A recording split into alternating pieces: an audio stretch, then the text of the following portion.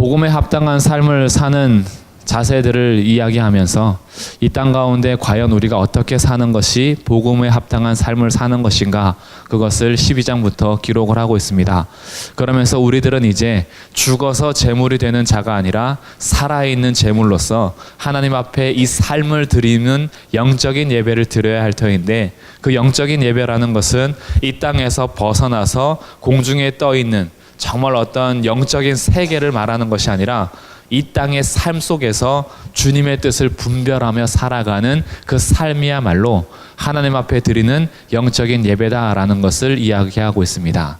그러다 보니까 이 땅을 사는 동안에 주님의 선하신 뜻이 무엇인지, 주님께서 기뻐하시는 뜻은 무엇인지, 주님께서 온전하시다라고 여기는 뜻이 무엇인지 분별하는 것이 우리에게 필요합니다. 그러면서 이런 영적인 예배는 먼저 교회 공동체 안에서는 서로 은사를 나누면서 섬기는 것. 왜? 우리는 한 몸으로 부름받았으며 각 지체가 되었기 때문에, 그래서 자기의 분량에 따라서 하나님께서 주신 은사대로 그렇게 서로를 섬기면서 서로 낮은 곳에서 우리를 세워주는 그런 몸을 세우는 역할을 하는 것이 성도의 자세요. 그리고 이런 삶을 나누는 것이 바로 봉사할 때에 사랑으로 봉사할 것과 열심으로 봉사할 것, 소망 가운데 봉사하고 서로 나눠줌으로 봉사를 해야 한다라는 것이 3절부터 13절까지의 말씀이었습니다. 그러면 이제 14절부터 21절까지는 그렇다면 하나님의 자녀들은 어떻게 인간관계를 맺어야 하는가?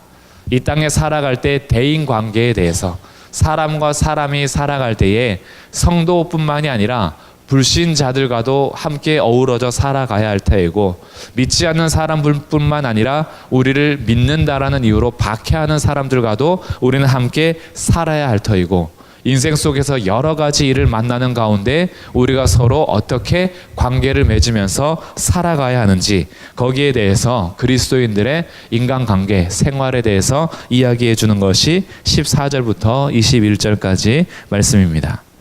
크게 네 가지로 구분해서 살펴보겠습니다. 첫 번째, 하나님과 성도들, 그리고 하나님과 하나님의 백성과 이 땅의 사람들과의 관계 속에서 첫 번째 우리가 관계하는 방법은 축복하라입니다. 축복하라.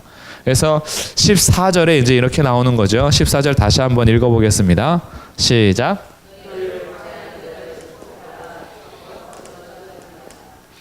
첫 번째 대인관계를 할 때에는 축복하라인데, 이 축복하라는 말이 서로 축복을 주고받을 수 있는 사이에서만 축복하는 것이 아니라 오히려 너희를 박해하는 사람들에게도 우리가 관계를 맺어야 되는 방법은 축복이다. 그래서 하나님의 백성에게는 그 입술에서 저주가 나가는 것이 아니라 하나님의 백성에게는 그 입술에서 축복이 나가는 것, 그것이 인간관계라는 거예요. 서로 사랑하는 사람들끼리는 이런 얘기를 하지 않아도 축복을 합니다. 자기가 너무나 아끼는 사람한테는 자연스럽게 축복을 하죠. 그러나 이것은 누구나 할 수 있는 일이고, 하나님께서 자기 백성들에게 요구하시는 것은 그가 나를 박해하는 박해자일지라도 우리는 그를 저주하는 것이 아니라 축복하는 것, 이것이 우리가 인간관계를 복음 안에서 하는 방법이라는 겁니다. 그렇기 때문에 우리들이 입술을 사용하고 혀를 사용할 때 우리들은 이제 우리의 입술과 혀에서는 저주와는 상관이 없는 그런 삶이 되어야 할 것입니다. 우리의 입에서는 다시는 욕이 나가지 않는 거예요. 우리의 입에서는 다시는 저주하며 다른 사람들을 욕하며 험담하는 일을 하지 않는 것, 그것이 우리가 가야 할 길이라는 겁니다. 이것이 완벽하게 된다라는 것을 조금 뒤로 양보한 채 우리가 가야 할 방법은 알아야 되는 거죠. 예수님을 믿고 복음 안에 들어왔음에도 믿기 전에 말했던 그대로 말하고 있고, 여전히 욕하고 있고, 여전히 다른 사람들 험담하고 수군수군하고 그리고 저주하고, 이런 삶은 하나님께서 복음 안에서 허락하신 삶이 아니다라는 거죠. 그렇다면 과연 박해받는 자를 위해서도 우리가 축복할 수 있는가? 도대체 누가 이런 일을 시작했는가? 그것이 바로 예수님부터 시작한 것입니다. 예수님께서 자기를 박해하는 사람들에게 끌려서 십자가에 못 박혀 죽으실 때에도 그들을 향하여서 저주를 내뱉는 것이 아니라, 아버지, 저들의 죄를 용서해 주십시오. 저들이 하는 일을 알지 못합니다. 라고 오히려 하나님 아버지께 용서를 구하면서 그들을 축복하고 있는 겁니다.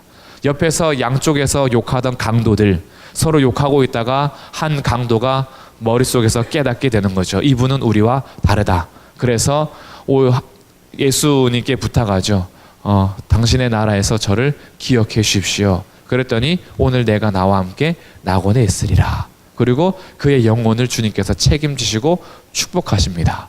예수님께서 자기를 향하여서 못 박는 군인들, 무죄한 자기를 넘기는 빌라도 총독들, 그리고 수많은 무리들이 얼마 전까지만 해도 구원해달라고 요청했던 그 무리들이 제사장과 유대 지도자들의 말에 따라서 십자가에 못 박으라고 오히려 폭동으로 바뀔 때, 그때에도 예수님께서는 잠잠하게 그들의 그냥 요구대로 십자가에 못 박히러 가시는 거죠. 그러면서도 그들을 향하여서 늘 얘기하시는 것, 내가 바로 너희 이런 죄를 위해서 죽으러 왔다.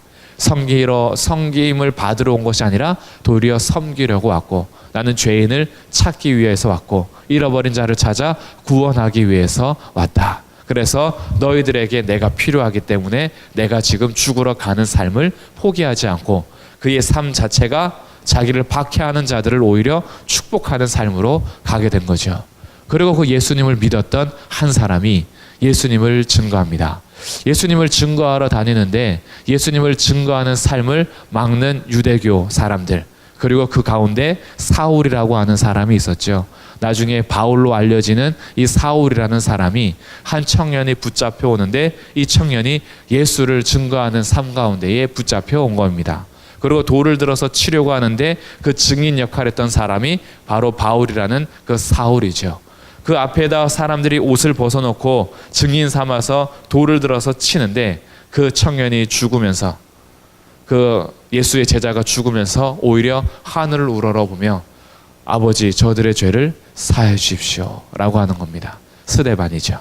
스데반 집사가 돌에 맞아 죽으면서도 아버지의 하나님 예수님께서 그 보좌 우편에 서 있는 것을 보시고, 그리고 오히려 예수님께서 축복을 해줬던 것처럼 그도 죽어가면서 돌에 맞아서 피가 나고 정말 고통스러운 가운데서도 그들을 향하여서 축복합니다. 그리고 그 장면을 사울이 보고 있어요. 차라리 그 스데반이 죽으면서 저주를 하고 욕했더라면 같이 그냥 마음에서 욱했을 텐데, 그 사람이 맞으면서도 자신들을 향하여서 오히려 기도하는 모습에 사울이 아마 남아있을 것입니다. 그리고 그 사울이 또한 나머지 예수 제자들을 박해하려고 다메섹에 가다가 예수님을 만나죠. 그리고 그 바울이 자기를 박해하는 자들을 향하여서 축복합니다. 그리고 오늘 로마서 12장 14절에서 그리스도인들이 살아가야 될 방식에 대해서, 인간관계에 대해서 기록을 남기는데, 너희를 박해하는 자를 위해서 축복하라. 축복하고 저주하지 말라. 왜? 예수님이 그렇게 가셨고 예수의 제자가 그렇게 걸어갔으며 나도 예수의 제자로서 그렇게 걸어가며 우리 따르는 예수님을 따르는 모든 사람들이 걸어가야 할 그 십자가의 길은, 남들은 우리를 박해할지라도 우리는 그들을 저주하지 않는 것. 그래서 오히려 몰라서 그러는 것이고, 정말 복음을 몰라서 그러는 것이고, 예수님을 알지 못해서 그러는 것이니 예수님을 아는 자로서는 오히려 그들을 축복하는 삶, 그것이 우리가 인간관계할 때 첫 번째 기억해야 될 삶입니다. 그래서 오늘 우리 말씀을 같이 들으면서요, 이런 삶은 정말 연습도 필요하고 훈련도 필요하고 절제도 필요합니다. 그동안 내 인생 속에서 습관적으로 욕했던 것, 정말 시도 때도 없이 저주했던 삶이 있다면 그 삶은 고쳐야 하는 삶이고, 그 삶은 빨리 포기하고 버려야 하는 삶입니다. 우리들은 오히려 축복하는 사람들이 되어야 할 것입니다. 그래서 우리 성도님들도 서로 축복해 주시고, 가정에서 자녀들을 축복하고, 그리고 우리 이웃들을 축복할 수 있는 그런 하나님의 사람들 되시기를 주님의 이름으로 축복합니다. 우리 그런 면에서 한번 축복해 볼까요? 앞뒤 좌우 성도님께 이렇게 축복하면 좋겠습니다. 당신이 바로 하나님의 사람입니다. 당신이 바로 하나님의 사람입니다. 예, 아멘. 예.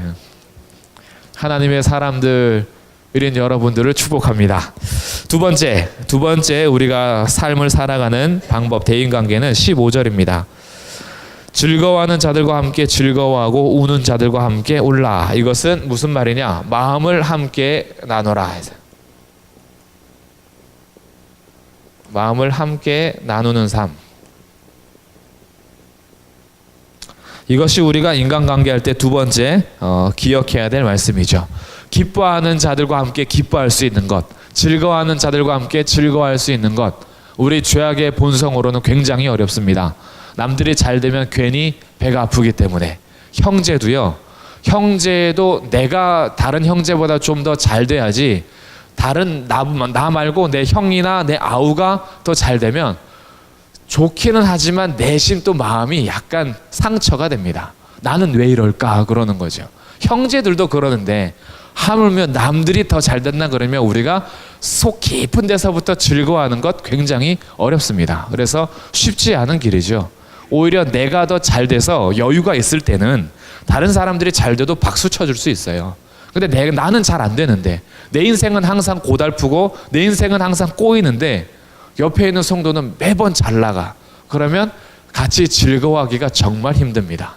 오히려 다른 사람이 즐거워할 때 여기 오죠. 교회 와서 주님 저는 뭡니까? 그러죠. 같이 즐거워하기가 정말 힘들어요. 여유가 있을 때 가능한 일입니다. 그런데 하나님께서는 너의 삶의 자리가 여유가 있어서가 아니라 즐거워하는 그가 나와 한 몸이고 각각 지체이니 너희들은 같이 즐거워할 줄 알아야 되는 것. 또한 이웃들이 즐거워할 때에는 옆에서 배 아파하지 말고 같이 즐거워할 수 있는 삶, 그것이 마음을 함께 나누는 거예요. 겉으로 그렇게 하는 척이 아니라. 그리고 우는 자들과 함께 우는 것, 정말 고통스러울 때, 아플 때 같이 가서 울어줄 수 있는 삶. 나는 옆에서 즐거운 일을 있다고 해서 다른 사람들의 고통을 돌아보지 않는 것이 아니라 나는 아무리 여유롭고 즐거운 삶에 있을지라도 고통당하는 자가 있으면 돌아볼 줄 아는 삶. 그렇기 때문에 교회에서도 우리가 축제를 즐기더라도, 예배를 우리가 즐거워하며 드리더라도, 절기 때마다 우리가 정말 기뻐하며 춤추더라도 혹시 우리 주변의 이웃들이 이런 축제 가운데 소외당하지는 않는지 돌아보는 것, 고통당하는 자들이 있지는 않은지, 이렇게 같이 즐거워할 수 있을 때 즐거워하지 못하는 그런 사람들은 없는지 함께 우는 자들을 찾아서 마음을 나누는 것, 이것이 우리 대인관계 속에서 두 번째 따라가야 할 삶이라는 거죠. 이를 위해서 우리가 어떤 자세가 준비되어야 하느냐, 그것이 16절입니다. 즐거워하는 자들과 함께 즐거워하고 우는 자들과 함께 울기 위해서는 16절 겸손한 마음이 필요합니다. 같이 읽어보겠습니다. 시작. 서로 마음을 같이하며 높은 데 마음을 두지 말고 도리어 낮은 데 처하며 스스로 지혜 있는 채 하지 말라. 그래서 세 번째의 삶은 겸손하라입니다. 우리가 같이 마음을 나눌 수 있으려면 그 마음의 자세가 높은 데 있는 것이 아니라 낮은 데 있을 때 우리의 마음을 같이 나눌 수가 있습니다.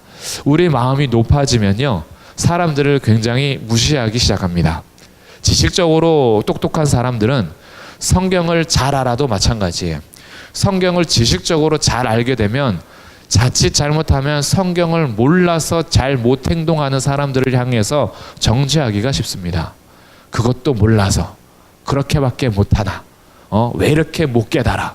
그러면서 내가 알고 있는 지식이 하나님께서 내게 주신 은혜와 지혜를 따라서 섬기라고 주시는 지혜가 되지 않고 지식이 되지 않고 오히려 그 지식으로 나는 높은 데 있으니까 너희들은 왜 아직도 이 수준에 못 오느냐? 라고 하는 경우가 있을 수 있습니다. 왜? 우리들이 그런 존재예요. 뭔가 조금이라도 더 가지면 더 못 가진 사람들을 향하여서 금방 무시할 수 있는 사람이 우리들입니다. 돈도 마찬가지죠. 내가 돈을 어느 정도 쥐고 있으면 그만큼 쥐지 못하는 사람들을 향해서 깔봅니다. 무시합니다. 학벌도 마찬가지입니다. 내가 학벌이 좀 높으면 그 학벌을 따라오지 못하는 사람들을 향해서 은근히 무시하죠. 건강도 마찬가지입니다. 내가 그보다 더 건강하면 약한 자들을 향해서 큰 소리 치는 것이 바로 건강한 사람들이에요. 그러니까 평소에 운동하라 했잖아. 보약도 좀 먹고 그리고 이것도 먹고 저것도 먹고 얘기 잘해줍니다. 그러다가 자기가 아프면요, 할 말이 없어져요. 말을 못해요. 왜? 나도 큰 소리 쳤는데 나도 아파요. 그러니까 말을 못하는 거죠. 뭔가 남들보다 조금이라도 나은 자리에 있으면 항상 자기가 선생 역할하고 가르침의 역할을 하려고 하는 본성이 우리 가운데 있어요. 그러다 보니까 마음이 낮아지는 것이 정말 어렵습니다. 키가 큰 사람들은요, 키가 작은 사람들은 무시하죠. 얼굴이 잘생긴 사람은요, 못생긴 사람 무시하죠. 머리숱 많은 사람들은요, 머리숱 없는 사람들 무시합니다. 근데 이상한 게 있어요. 나이는 많을수록 오히려 이제 어르신이 돼가면 스스로 또 난 늙어서 이제 아무것도 못해 이러고 젊은 사람들은 다 할 수 있을 것처럼 또 막 여깁니다. 이 모든 것이 자기가 유리한 쪽에 있다라고 여기기만 하면 마음을 낮추기가 너무나 힘듭니다. 그러니까 즐거워하는 자들과 함께 즐거워하지 못해요. 우는 자들과 함께 울 수가 없습니다. 우는 자들에게 가서 오히려 염장 지르는 경우가 많아요. 슬프고 울고 탄식하고 있는데 옆에 가서 툭 한마디 치고 오죠. 그럴 줄 알았어. 한마디 툭 하고 와요. 상처가 되는 경우도 많이 있습니다. 즐거워하는 잔치에 가서 재를 뿌리고 오는 경우도 많아요. 조심해. 언제 떨어질지 몰라. 이렇게 한마디 툭 하고 오는 거죠. 내가 다 너를 생각해서 그러는 거야. 그러다가 조심해야 돼. 넘어진다. 라고 한마디 툭 던지고 오죠. 왜? 나는 모든 것을 다 경지에 이르는 것으로 높은 데 마음에 있는 한 이 삶이 안 돼요. 마음을 같이 나누는 삶이 되질 않습니다. 그렇기 때문에 인간관계 속에서 정말 중요한 마음은 내가 마음을 낮추는 거예요. 마음을 낮춘다라는 것은 내가 낮춰야지 해서 되는 것이 아니라 예수님이 누구신지를 생각할 때 그때 조금 배워갑니다. 예수님이 하늘 보좌 버리시고 이 땅 가운데 사람으로 오셔서 가장 낮은 곳에서 나를 섬겼다라는 그 사실 하나로 내 마음을 계속 끌어내리는 그런 연습을 하시는 거죠. 그런 훈련을 해야 됩니다. 순간순간 높아지려고 하는 마음들, 내가 그래도 저보다는 성경을 좀 알고 있어요. 내가 그래도 저 사람보다는 기도를 좀 더 잘해요. 내가 저 사람보다는 가진 것이 많아요. 내가 저 사람보다는 힘이 더 세요. 그래서 나는 저 사람보다는 더 잘할 수 있어 라는 그런 마음들이 순간순간 올라옵니다. 근데 그 올라오는 싹을 내가 이렇게 뽑지 않으면, 잡초를 제거하지 않으면 그것은 내 마음을 완전히 지배하게 될 거예요. 그러면 우리의 마음이 높아져서 더 이상 다른 사람의 말이 귀에 들어오질 않습니다. 다른 사람들이 뭐라 얘기해도 내가 항상 가장 높은 곳에 있기 때문에 절대 그와 함께 마음을 나눌 수가 없어요. 그렇기 때문에 그리스도의 십자가 앞에서 내 마음의 잡초를 제거하는데 교만해지려고 하는 마음들, 다른 사람들을 무시하는 마음들, 내가 높은 척해서 다른 사람들보다 더 잘난 자리에 있는 것 같은 그런 마음들을 항상 뽑으시고, 내가 다른 사람보다 더 가진 것이 있다면 그것은 그 가진 것으로 섬기라고 주신 것이니 겸손하게 낮은 자리에서 더욱더 섬길 때, 그때 하나님께서 허락하신 백성들 가운데 이웃들과의 관계 속에서 복음 안에서 바르게 마음을 나눌 수 있다. 그래서 겸손한 삶이 나오는 거죠. 그리고 이제 네 번째입니다. 마지막 네 번째. 이것은 조금 길게 기록되어 있어요. 17절부터 21절까지 기록되어 있는데 이것이 바로 악을 악으로 갚지 마라. 즉 보복 심리에서 자유하라입니다. 보복은 우리 손에 있는 게 아닌 거죠. 보복심에서 자유하라. 17절과 21절이 똑같은 말을 기록하면서 이게 앞뒤로 포장을 해주고 있어요. 17절, 아무에게도 악을 악으로 갚지 말고 모든 사람 앞에서 선한 일을 도모하라. 21절에서는 이렇게 결론을 내립니다. 악에게 지지 말고 선으로 악을 이기라 그래요. 우리들은 금방 보복심이 항상 있어요. 누가 나한테 주먹 한 대 쳤으면 최소한 한 대 아니면 두 대. 받은 대로 그대로 갚아주기보다는 조금 더 갚아줘야지 속이 시원하죠. 그러다 보니까 이런 보복심이 항상 있는데 이것이 완전 원수지간에만 있는 것이 아니라 부부 사이에도 있고 형제 사이에도 있고 가족들 안에서도 누가 나한테 한번 상처를 주면 속에 담아놨다가 부부 사이에서도 언젠가 한번 복수를 해요. 그래서 그때 나한테 그랬지? 라고 한마디 하는 거죠. 악을 악으로 갚고자 하는 충분한 마음이 우리 가운데 있다 보니까 복음 안에서 우리의 마음을 얘기하면서 악은 악으로 갚는 것이 아니다. 오히려 모든 사람 앞에서 선한 일을 너가 도모해라. 항상 이 악을 어떻게 갚을까라고 생각하면 우리들은 복수심에 불타고 보복심에 갇혀버려요. 그 포로가 되어서 내가 당한 일을 어떻게 하면 속 시원하게 갚아버릴까를 계획하게 됩니다. 근데 너가 어떤 악을 당했을 때 악을 어떻게 갚을까를 생각하지 말고 어떻게 선한 일을 내가 행할 수 있을까? 이런 악한 일을 당했을 때 내가 어떻게 선으로 갚아줄 수 있을까라고 생각해야 그나마 보복심에서 자유하게 됩니다.